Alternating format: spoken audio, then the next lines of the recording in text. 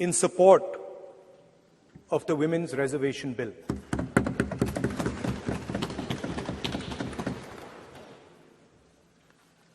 Yesterday, I was listening to the discussion, and the issue of the Sengol came up. And there was a conversation, a to and fro, about the Sengol. And also a little bit about the conversation about the transfer of power from the British to the people of India. Before handing over power to the people of India, the British asked the leadership of the freedom movement, who are we going to transfer power to? And of course, there was a little bit of arrogance in this statement, because they viewed India as a poor country. And the revolutionary answer that our freedom fighters gave was, we are going to transfer power to the people of India. So we became a country that from its inception gave the vote to all our women. And this was a revolutionary thing at the time. We also gave the vote to every single community. And the vote was a mechanism of transfer of power. It was designed to further transfer power to the people of India. And if you look at the journey from independence, it's been that journey. It's been a constant transfer of power, more and more and more power. The counter idea that take away power from the people of India. This is the fight that is going on. And in fact, in many ways, it is the fight that is taking place today. Huge step forward in the transfer of power to the women of India was Panchayati Raj, where they were given reservation and they were allowed to enter the political system at scale. And this is another step. It's a big step. It is not a small step. And I'm sure everybody in this room,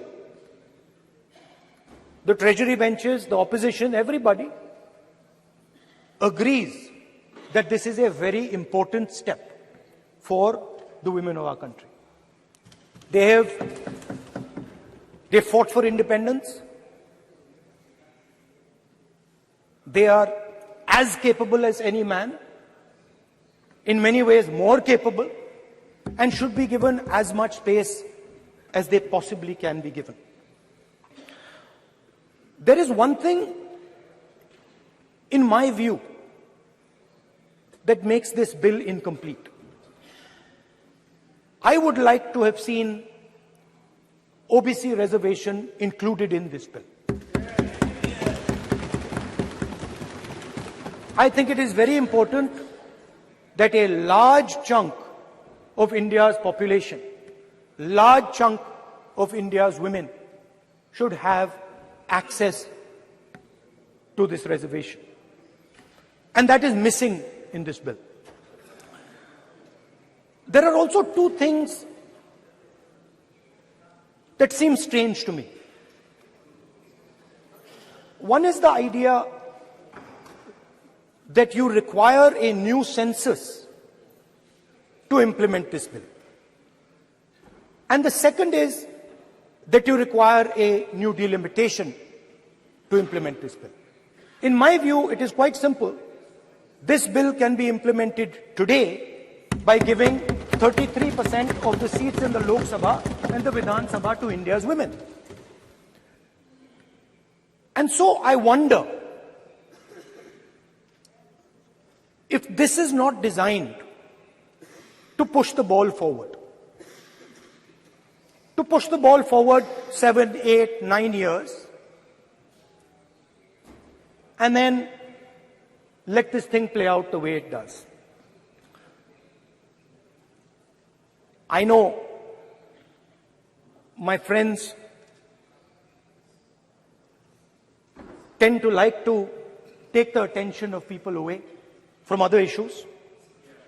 You know, there is of course the Adani issue, which is they always want to take the attention away.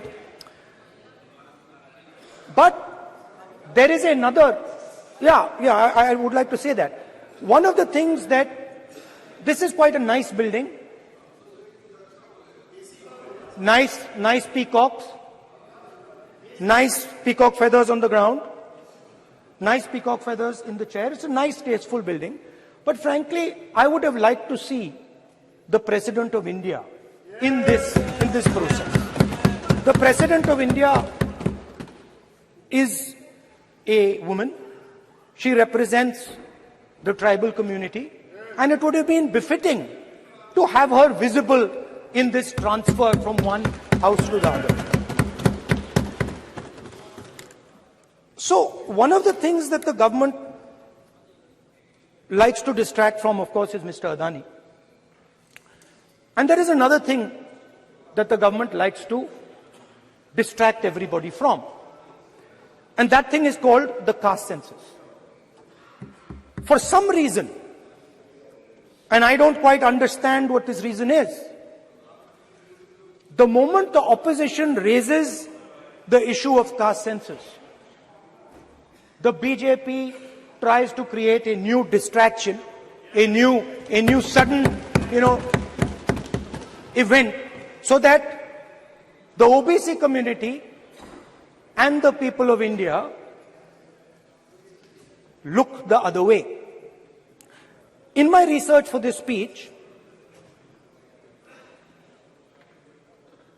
I took a look at the different institutions that define how our country moves forward. There are many. There is the Lok Sabha, Rajya Sabha, Vidhan Sabhas. There is the bureaucracy. There is the press. And there's the judiciary. And I looked with an eye to understand what is the participation of the OBC community in these institutions. मतलब हमारे जो institutions हैं उनमें OBC की भागीदारी कितनी है, ये सवाल मैं पूछ रहा था और मैंने अलग अलग इंस्टीट्यूशंस में थोड़ा रिसर्च किया जो सेंट्रल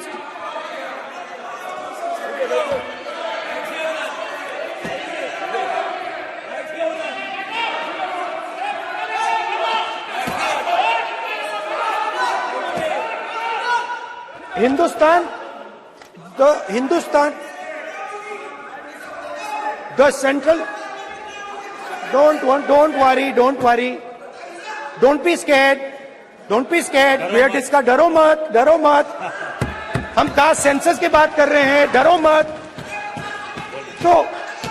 तो मैंने, I checked, simple thing I did. I said, look, what is the most important set of people in the government of India? The people who define how this country is governed. Of course, Lok Sabha and Vidhan Sabha, but beyond that, they are the 90 secretaries of the government of India. 90 people, secretaries, are responsible for managing the core of the government of India. And I asked myself the question, how many of the 90 people come from the OBC community? And I was shocked and shattered by the answer. मैंने ये सवाल पूछा कि ये जो 70 secretary हैं, 90 secretary हैं, ये जो हिंदुस्तान की सरकार को चलाते हैं, जो बजट को चलाते हैं, इनमें से ओबीसी कितने हैं? नरेंद्र मोदी जी प्रधानमंत्री हैं, ओबीसी के लिए काम करते हैं। मैंने ये सवाल पूछा। मैं आपको जवाब देना चाहता हूं, हिंदुस्तान के सेक्रेटरीज 90 में से सिर्फ 3 ओबीसी से हैं।